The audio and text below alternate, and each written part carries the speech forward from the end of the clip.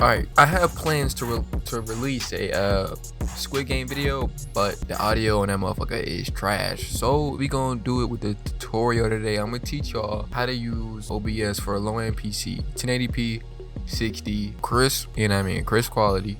This ain't none of that boof y'all be seeing on the internet these days. It's that legit shit. Cause right now, I'm gonna tell you my specs. 16 gigabytes of Corsair Vengeance RAM, 3200 speeds, or is it 34? I think it's 34 or 32. I got an RX 580, Ryzen 5 3600X, and that's pretty much, you know what I mean. It's not a garbage PC, but it's not like a over the top PC. It's mid to low PC specs. But I still record my games in 1080p 60. I'm using two different software, so I'm gonna go over OBS first, which is what you're looking at right now. Don't be intimidated by everything you see, because it's not what yours is gonna look like. I'm gonna go over OBS, and then I'm gonna go over my built-in AMD software called Relive. I started using this stuff recently, and let me tell you, it smacks. So let's jump straight into it. All right, first things first. When you boot up OBS for the first time, you may or may not see it look like this. I forgot how it looks when you first boot up and you don't have anything in there, but it'll be pretty empty. You'll have maybe more than 2 different audio tracks. You'll have no sources.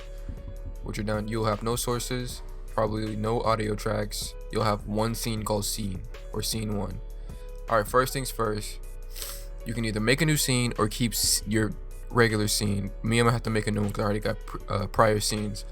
First things first, before we add anything to our scenes, any sources or anything, we're gonna go over here down to settings. Once you're in settings, look at this little pop-up window. At this pop-up window, you can pretty much leave everything in general alone. I don't mess with anything besides my dark theme. So yeah, go ahead and put on dark theme. If you use light theme, then you're obviously a default or something. So keep it on dark theme. Now, if you're streaming, you choose your platform. OBS just released an update where they have YouTube integration. Twitch has always had integration, but now they have YouTube integration. So you can choose whichever one you want to use. I primarily stream on Twitch, by the way. If you want to watch me stream, I stream like every night. Link in the description. Go check that out. Leave your server on automatic. That's recommended, obviously, because you want to get paired with the best connection server that's closest to you. So I just leave mine on automatic. You can enable bandwidth test mode. I don't know what that is. You can add Twitch add-ons and you can ignore that, but I just don't mess with that. Just have Twitch, auto, and boom. Next is your output mode. This mode is probably the most important mode you're gonna experience because this is where you determine what kind of quality you're gonna be streaming in. So first things first, in the output mode at the very top, change it from simple to advanced. Advanced is where you want to be. We're gonna mess with the first tab. The first tab is streaming. You want one audio track.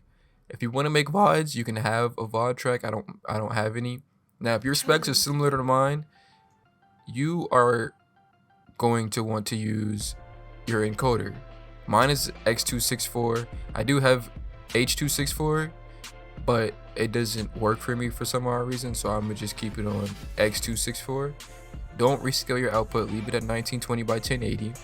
Now, this is the part that had me confused for the longest. I want to say about 5 months. I couldn't figure out which rate control to use and all this, so pay close attention.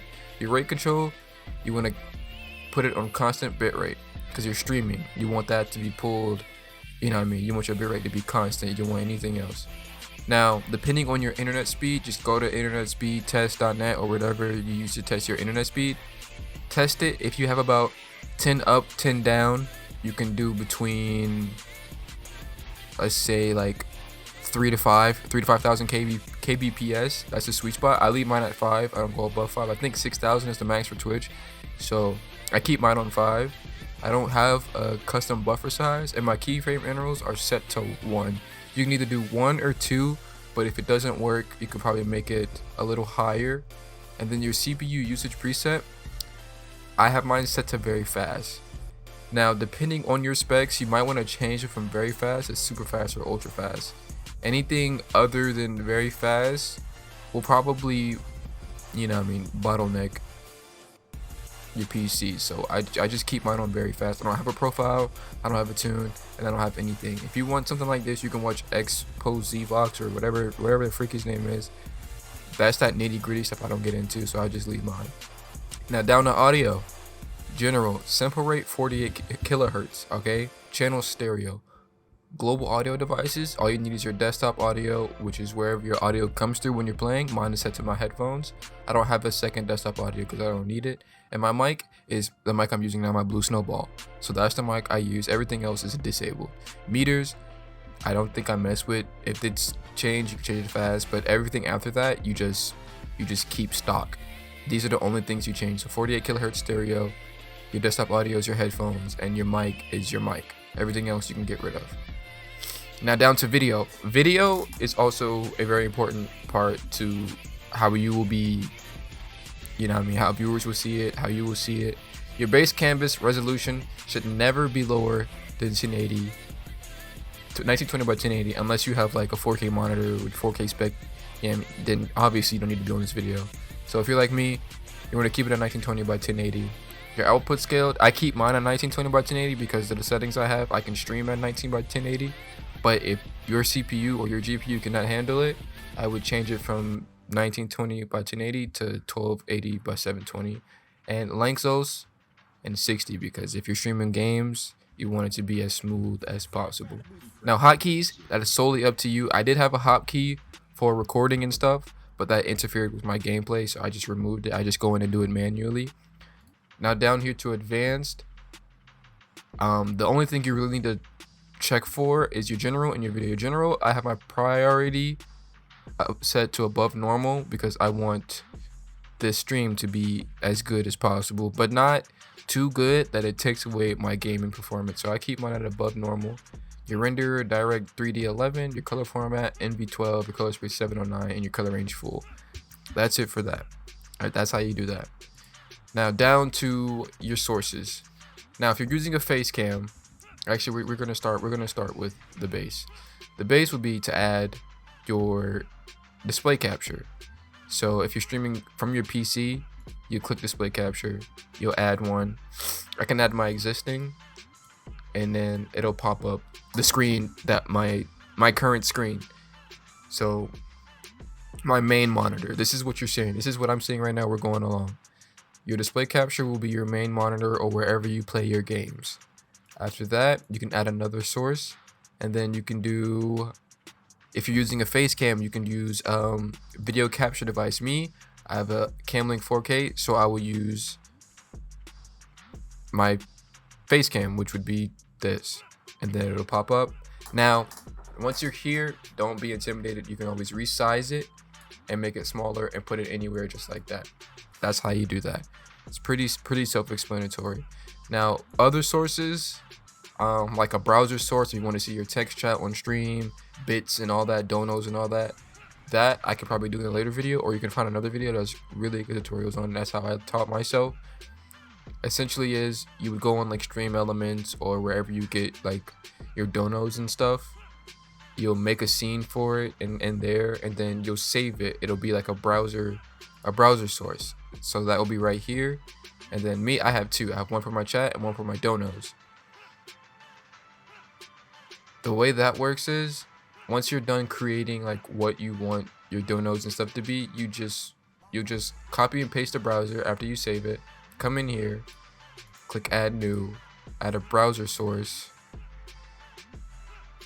and then once you do it, it'll pop up, and then you paste the URL right there. After that, don't mess with anything because you can change it in the freeform. You can leave all that the same, and that's how you do a browser source. For the most part, that's all you really need when starting to record or stream. But now let's get into the recording part.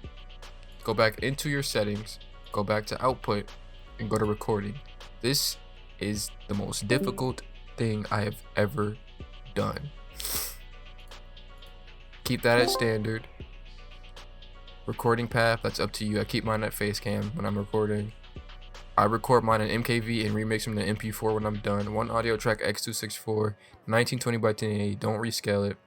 Now your rate control, you want it to be CRF. CRF is the way to go. And then your CRF should be 11, between 10 to like 15, 16. Don't go higher than that or just look like bone African feet. You should just keep it at 11. your keyframes 1, and then your CPU percentage. I use ultra fast because that's just what's the best for me. I don't lag, I keep good gameplay, don't drop any frames, none of that. So that's what I use for that. And other than that, that's pretty much how you use OBS. Run it back, rewind it, follow along, do what you need to, but that's how you use OBS.